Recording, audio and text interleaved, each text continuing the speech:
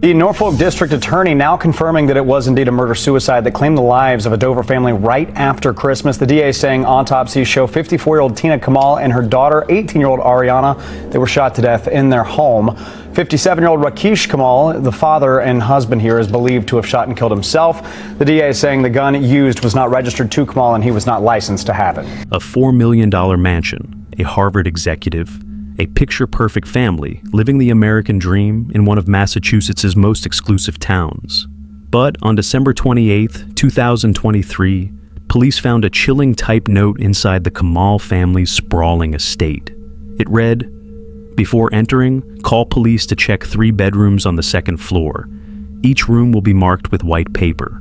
What they discovered behind those marked doors would shatter everything the community thought they knew about this seemingly perfect family. This is the story of Teena and Arianna Kamal, a devoted mother and brilliant 18-year-old daughter whose lives were cut short by the very person they trusted most. A story of deception so deep, secrets so dangerous, that even those closest to them had no idea what was really happening behind closed doors. Some warning signs are hidden in plain sight. Others are buried beneath years of lies. This case will show you both. Dover, Massachusetts isn't just wealthy, it's the kind of wealthy that whispers rather than shouts.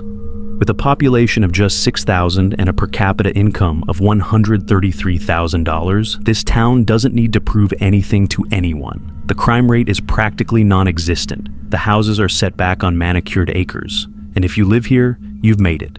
That's exactly what the Kamal family represented when they moved to 8 Wilson's Way in February 2019. The timing couldn't have been more perfect. Valentine's Day, the day of love and new beginnings. Rick and Teena Kamal had just purchased their dream home, a sprawling 19,355 square foot mansion with 27 rooms that scream success from every marble countertop and custom design detail. This wasn't just a house, it was a statement. 27 rooms of pure luxury, complete with an at-home spa where Teena could unwind after her demanding work in education technology. A private movie theater with 14 seats where the family could enjoy films together. An indoor pool stretching 20 by 40 feet, perfect for entertaining Dover's elite social circle. And a wine cellar capable of storing 5,000 bottles. Because when you've made it this far, why not celebrate properly? The home sat on 5 pristine acres at the end of a private cul-de-sac, overlooking wooded hiking paths and bridle trails that led to a tranquil pond. Real estate listings would later describe it as seamlessly integrated into idyllic, manicured grounds, the kind of property that made neighbors pause during their morning jogs just to admire what success looked like. But the mansion was just the backdrop for what really mattered, the family inside it. Rick Kamal, 57, was the embodiment of the American dream. Born in India, he'd built himself into a technology executive who commanded respect in Boston's competitive business world. His resume read like a success story.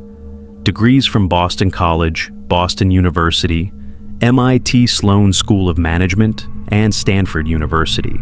He'd worked his way up at Fidelity Investments and eventually landed a prestigious position as Managing Director and Chief Technology Officer at Harvard Business School Online. When people in Dover introduced Rick at dinner parties, they did so with obvious pride. Here was a man who'd earned his place among them. Teena Kamal, 54, was equally impressive in her own right.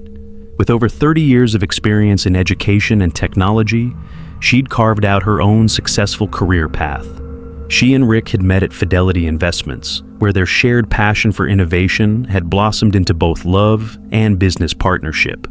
Together, they'd co-founded EduNova in 2016, an education technology company that promised to revolutionize student success systems. Teena wasn't just Rick's wife. She was his equal, his business partner, his intellectual match. But Teena's influence extended far beyond the business world. She served as a board member for the American Red Cross of Massachusetts, holding the prestigious position of Vice Chair of the Massachusetts Tiffany Circle. This wasn't honorary involvement. Teena was actively engaged in philanthropy, using her success to give back to the community that had embraced them so warmly. And then there was Arianna, their crown jewel. At 18, she represented everything her parents had worked so hard to achieve. A 2023 graduate of Milton Academy, one of New England's most elite private schools, Arianna was described by everyone who knew her as sweet, smart, and kind. She wasn't just coasting on her family's wealth, she was brilliant in her own right, studying neuroscience at Middlebury College in Vermont, where tuition alone costs $64,800 annually. The Kamals weren't just wealthy, they were wealthy with purpose. They invested in education, gave back to their community, and raised a daughter who embodied their values of excellence and service. When neighbors saw them around Dover, they saw exactly what prosperity should look like. A family that had earned their success and was using it to build something meaningful.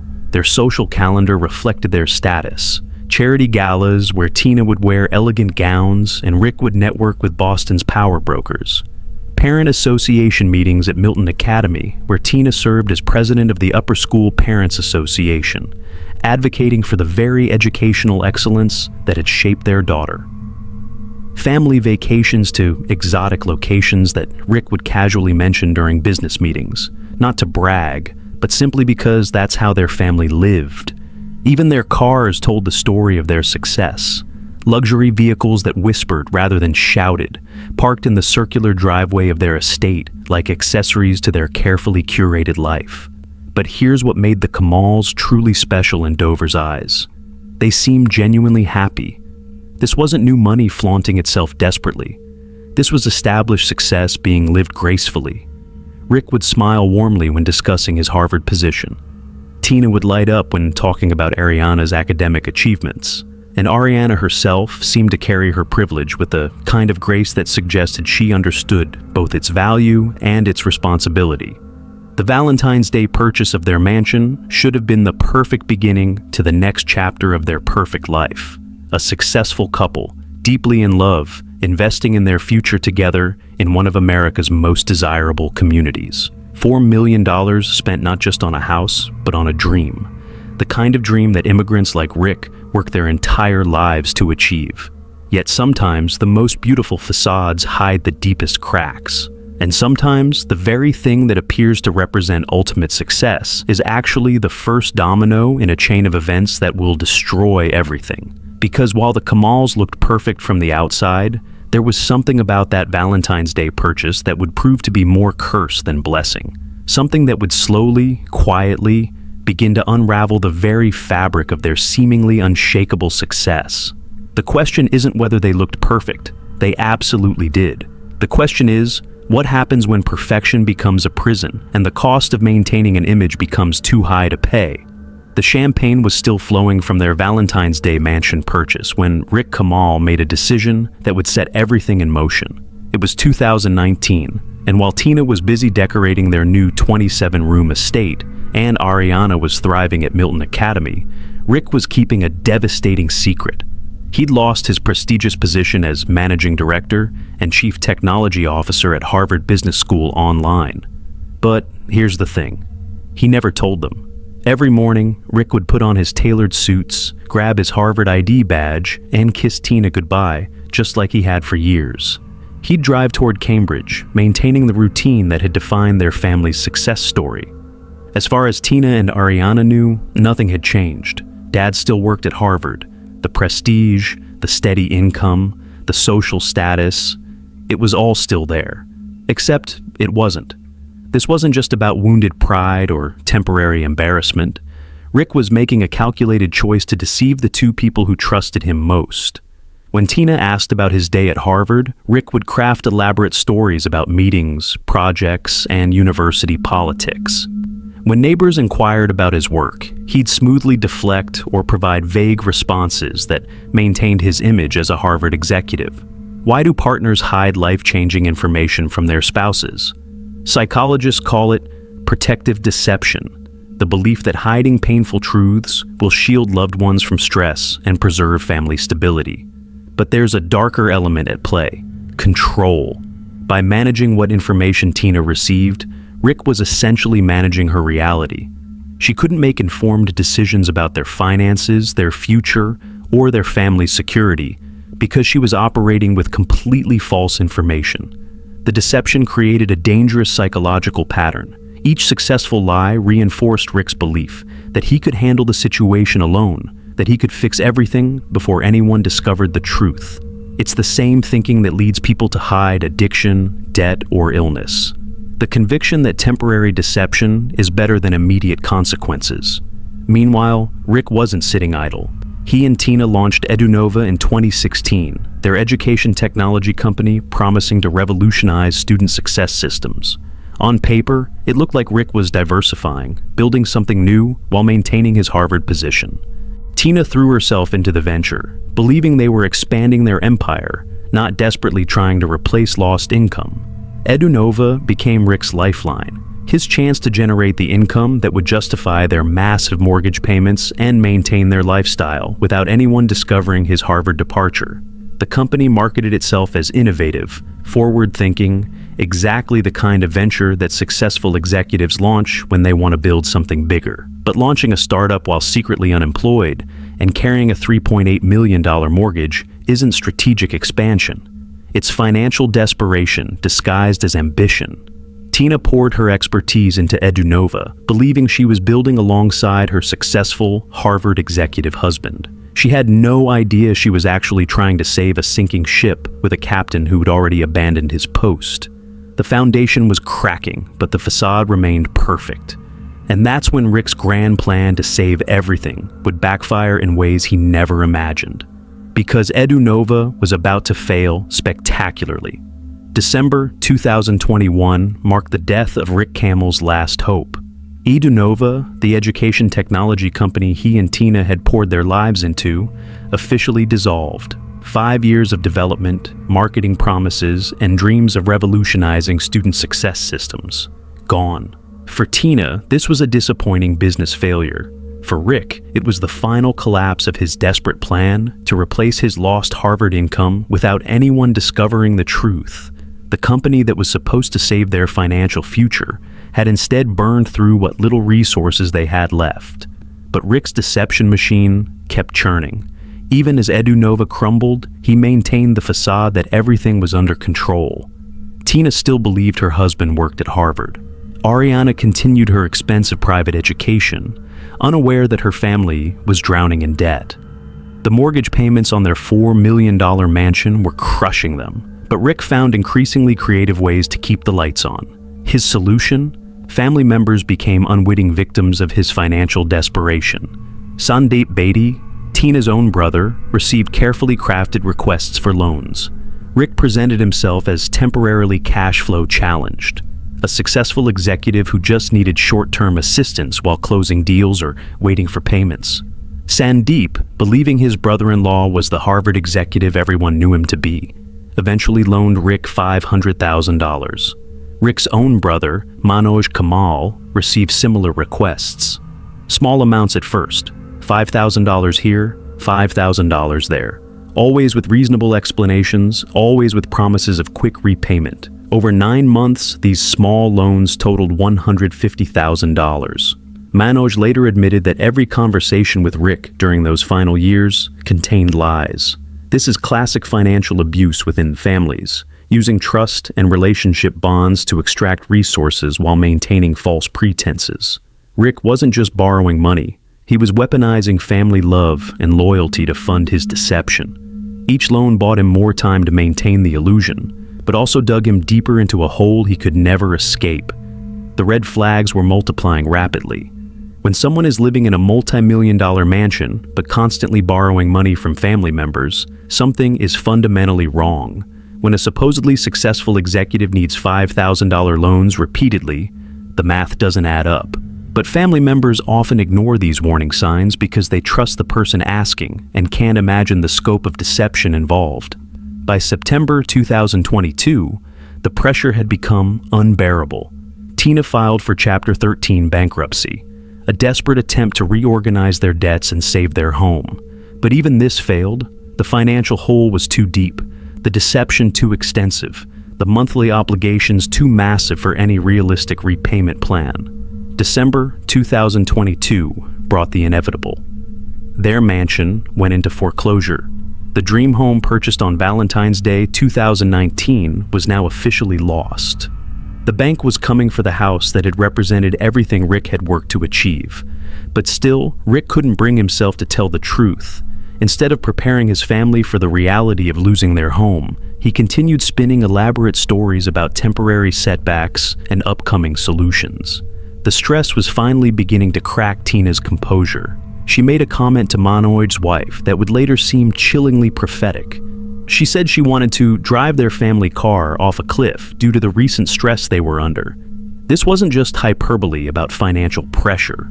This was a woman reaching her breaking point, sensing that something was terribly wrong, but not understanding the full scope of her husband's deception. She knew they were struggling, but she had no idea they were completely ruined. Teena's cliff comment represents a crucial warning sign. When someone expresses suicidal ideation related to financial stress, it indicates they're viewing their situation as hopeless. But here's the tragic irony. Teena didn't even know how hopeless things really were, because Rick was about to make one final desperate play that would doom them all. Picture this. Your family is facing eviction from a foreclosed mansion. You've borrowed hundreds of thousands from relatives, and bankruptcy has failed. What's your next move? If you're Rick Kamal, you tour a $16.5 million estate in Tennessee. While foreclosure proceedings advanced on their Dover home, Rick was orchestrating perhaps the most audacious deception of his entire scheme. He'd convinced Teena they were upgrading, moving from their Massachusetts mansion to an even grander estate along Tennessee's Chickamauga Lake. The Tennessee property was breathtaking. Rick had provided bank statements to the listing agent, James Perry, proving his ability to purchase the $16.5 million chateau. The documents looked legitimate. The financial projections seemed solid, and Rick's Harvard credentials added credibility to his claims. Perry had no reason to doubt this successful executive who spoke confidently about closing deals and relocating his family. For Teena, the Tennessee tour represented hope. Finally, an explanation for their recent stress. They weren't losing their home, they were simply transitioning to something better. Rick's elaborate stories about business opportunities in Tennessee, tax advantages, and investment strategies all seemed to make sense. This wasn't financial collapse. This was strategic relocation. Teena threw herself into planning their new life. She began purchasing furniture for the Tennessee mansion, carefully selecting pieces that would complement their upcoming lifestyle. Each purchase represented her faith in Rick's promises, her belief that their temporary struggles were actually stepping stones to greater success. This is financial abuse in its most insidious form, using false hope to manipulate victims into compliance. Rick wasn't just stealing money from family members, he was stealing Teena's ability to make informed decisions about her own life. Every furniture purchase, every hour spent planning their Tennessee future, was based on complete lies. The psychological manipulation was masterful. Meanwhile, Rick's borrowing escalated beyond family members. He owed $760,000 to N-Tech Connect for a failed business venture. Credit cards were maxed out. The $3.8 million mortgage was in default. He'd even drained his elderly mother's bank account, a particularly cruel form of financial elder abuse that would devastate Usha Kamal's security. Financial abuse within families operates on several levels. First, there's the initial deception, hiding job loss, failed businesses, or mounting debts. Then comes exploitation, using family relationships to extract money through loans, joint accounts, or emotional manipulation. Finally, there's isolation, preventing victims from accessing information that would reveal the truth. Rick had mastered all three stages. Teena remained isolated from their actual financial situation, while Rick systematically extracted resources from every available family member. The Tennessee mansion tour wasn't just deception. It was psychological warfare designed to keep Teena compliant and hopeful, while Rick figured out his next move. But Rick's desperation was approaching critical mass. Family loans weren't enough. The Tennessee charade couldn't last forever. Foreclosure was proceeding regardless of his stories. And Teena was beginning to ask harder questions about their timeline for moving. On December 24th, 2023, Christmas Eve, a day traditionally associated with family, love, and celebration, Rick made a move that would later convince investigators he was already planning the unthinkable. He changed Teena's life insurance policy. The timing wasn't coincidental, the beneficiary switch wasn't administrative oversight, and the amount $1.25 million, represented more money than Rick had access to through any other means. 4 days later, Teena and Arianna would be dead, and Rick's brother Manoj would be positioned to collect that insurance payout. The question investigators would later ask was simple. When exactly did Rick decide that killing his family was easier than telling them the truth? Christmas Day, 2023 looked perfect from the outside.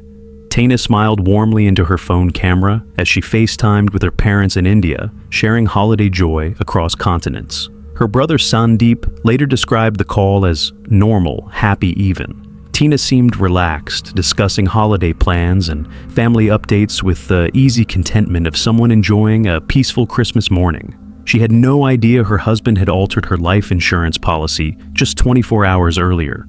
Yamit's December 24th, Christmas Eve, should have been about last-minute gift wrapping and family traditions. Instead, Rick was quietly executing what investigators would later recognize as a crucial piece of premeditation. The life insurance change wasn't subtle. Teena's $1.25 million policy, which previously named Rick as primary beneficiary, now listed both Rick and Arianna as co-primary beneficiaries. With Rick's brother Manoj as the contingent beneficiary, the timing raises chilling questions. Why would someone change their spouse's life insurance on Christmas Eve? Why involve the brother who had loaned him $150,000? And why do this just 4 days before committing murder? Last-minute changes to legal documents are massive red flags in domestic violence situations. When someone suddenly alters wills, insurance policies, or financial accounts, it often signals they are preparing for dramatic action. These changes suggest premeditation. The perpetrator is already thinking beyond the immediate violence to the aftermath. But Teena remained oblivious. Her Christmas Day call to India showed a woman at peace, someone looking forward to her family's future. She probably spent that afternoon in their beautifully decorated mansion, surrounded by the luxury that defined their public image, completely unaware that her husband was calculating her death. December 26th brought Rick's next deception. Manoj Kamal had arranged to meet with his brother, likely another discussion about loans or Rick's mounting financial crisis. But Rick called to cancel, delivering a story so elaborate it revealed his deteriorating mental state. According to Rick, both Teena and Arianna were hospitalized for severe allergic reactions. The story included specific details about their condition, the hospital treating them, and the expected recovery timeline. Manoj, concerned about his sister-in-law and niece, accepted the explanation and postponed their meeting. This false hospitalization story serves multiple purposes in understanding Rick's psychology.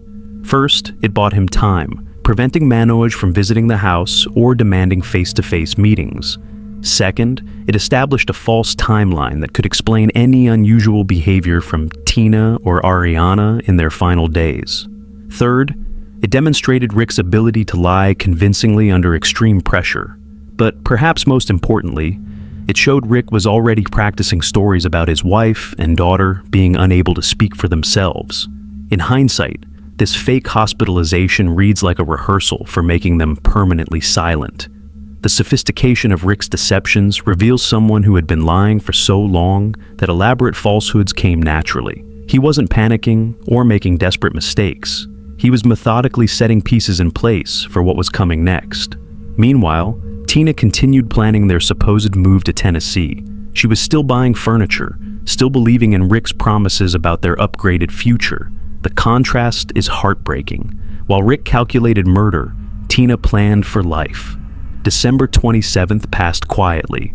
Rick likely spent it finalizing his preparations, while Teena and Arianna went about their normal routines, perhaps packing for their imaginary move, or simply enjoying the final days of winter break before Arianna returned to Middlebury College. The insurance policy change on Christmas Eve wasn't the only legal maneuver Rick had considered. Investigators would later discover he'd been researching various financial options, exploring ways to liquidate assets or transfer funds. But none of these legitimate strategies could solve his fundamental problem. Years of lies had created a reality that couldn't be sustained.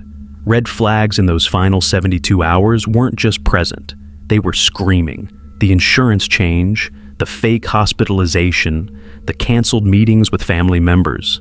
These weren't random actions by a desperate man.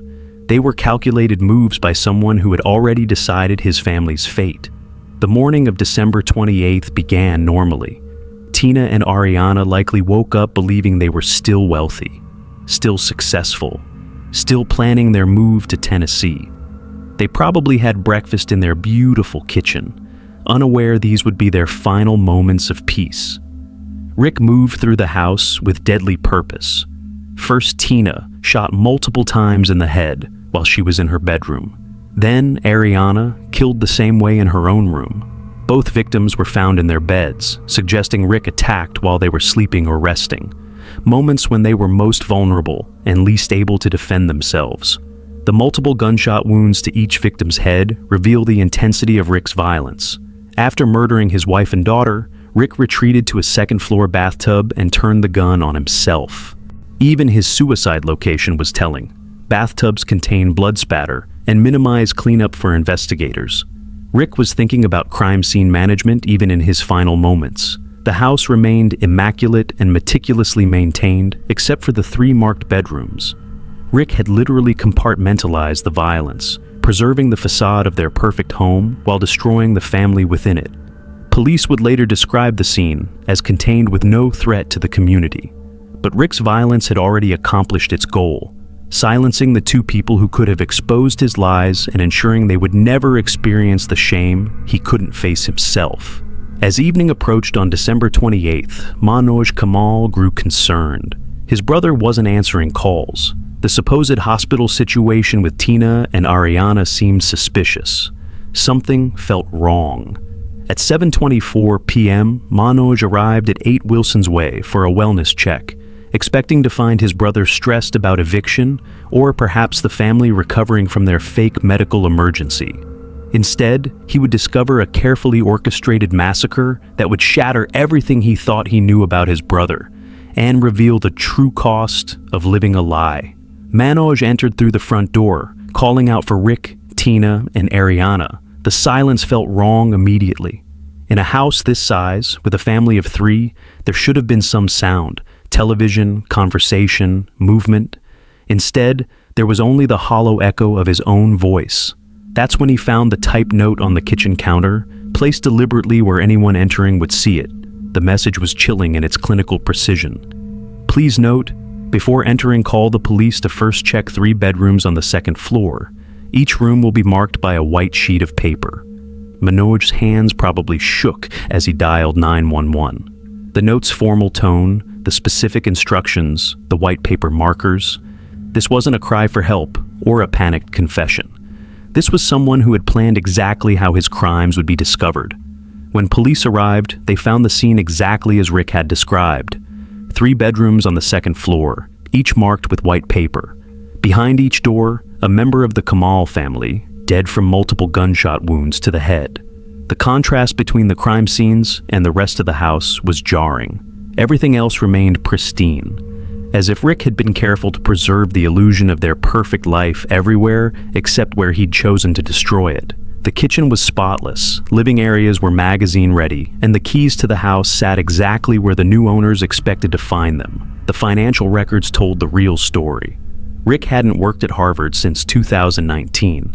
Edunova had been dissolved for 2 years. The family was hundreds of thousands of dollars in debt to relatives who had no idea they were funding elaborate lies rather than temporary assistance. Bank statements revealed the stunning scope of Rick's desperation. The $3.8 million mortgage was in default. Credit cards were maxed out. The Tennessee mansion tour was completely fabricated.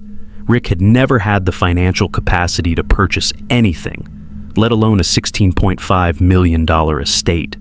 Investigators discovered Rick had drained his elderly mother's bank account, stolen from the very woman who had given him life.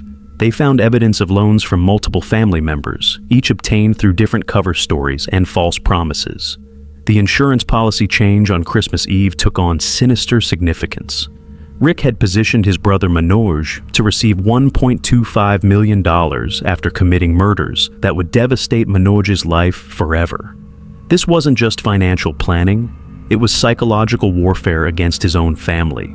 Perhaps most heartbreaking was the evidence of Teena's innocent participation in Rick's final deception. Investigators found receipts for furniture purchased for their imaginary Tennessee home, travel research for their supposed relocation, and correspondence about Arianna's college transfer plans. Teena had spent her final weeks excited about a future that never existed. The red flags that family members had missed became glaringly obvious in hindsight. Manoj realized that every conversation he had with Rakesh the past 5 years was a lie. Sandeep Bedi understood that his $500,000 loan had funded Rick's deception, not legitimate business needs. The fake hospitalization story on December 26th now read like a rehearsal for silencing his victims permanently. Community members who had admired the Kamal's success felt betrayed and manipulated. The family they'd held up as an example of the American dream had been living a complete fiction funded by exploitation and lies. Part is when people take a permanent solution to a temporary problem.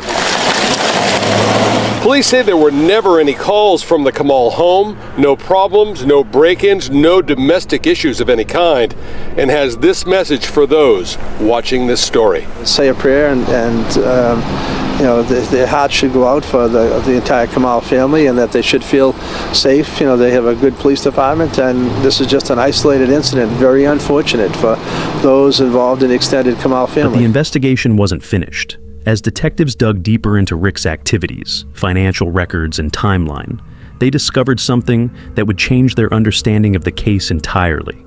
Something about Rick's final actions that suggested this tragedy might have been prevented, if only someone had recognized the warning signs hidden in plain sight. The question that would haunt everyone involved was simple. What could have been done differently to save Teena and Arianna's lives? The answer was about to emerge from evidence that investigators were still uncovering. When someone lives in a $4 million mansion, but repeatedly borrows small amounts from family members, the math doesn't add up. Manoj loaned Rick $150,000 in $5,000 increments over 9 months. Sandeep provided $500,000, believing his successful brother-in-law needed temporary assistance. These weren't one-time emergencies. They were patterns of financial desperation disguised as minor inconveniences. Legitimate wealthy individuals don't need constant family loans. They have credit lines, investment portfolios, and business assets to draw from. When someone with apparent wealth repeatedly asks for money while maintaining an expensive lifestyle, they're likely living a financial lie. The bankruptcy filing in 2022 should have triggered serious family conversations. When someone files for bankruptcy while living in luxury, either they're hiding assets or they're hiding the true scope of their debt. Family members deserve transparent explanations about how their loans fit into Rick's overall financial picture. Isolation and information control. Rick masterfully controlled what information his family received. Teena believed he still worked at Harvard 4 years after losing his job. She thought they were upgrading to a Tennessee mansion while facing eviction. This level of information control is a classic abuse tactic designed to prevent victims from making informed decisions. When partners hide major life changes, job loss, business failures, debt problems, they're not protecting their families. They're controlling them. Healthy relationships require transparency about finances, especially when major assets and family security are at stake. The fake hospitalization story on December 26th represents escalating deception. When someone starts inventing elaborate medical emergencies to avoid family meetings, they're creating distance for dangerous reasons. Teena's comment about wanting to drive their family car off a cliff was a cry for help that went unrecognized. When someone expresses suicidal ideation related to financial stress, immediate intervention is necessary. This wasn't casual frustration. This was someone reaching a breaking point.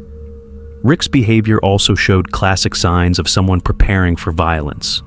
The Christmas Eve insurance policy change demonstrated premeditation. The acquisition of an illegal firearm showed he was planning something that required deadly force. The type note revealed someone who had mentally rehearsed his crime. Teena Kamal was more than a victim. She was an accomplished professional, devoted mother, and community leader whose life had meaning far beyond how it ended. Arianna was a brilliant young woman with unlimited potential. studying neuroscience with dreams of making the world better. Their deaths weren't just personal tragedies. They represent the cost of financial deception and domestic control. By learning to recognize these warning signs, by demanding transparency in our own relationships, by taking action when family members show signs of desperation or deception, we honor their memory. The Kamal family appeared perfect from the outside because Rick had become a master at managing appearances. But perfection built on lies is always fragile, always dangerous, and always unsustainable. The question isn't whether we'll face financial pressures in our own lives. We will. The question is whether we'll choose honesty and ask for help, or whether we'll choose deception and risk destroying everything we claim to protect. Teena and Arianna deserve the truth. They deserve the chance to adapt, to help, to make informed decisions about their own lives. They deserve to live.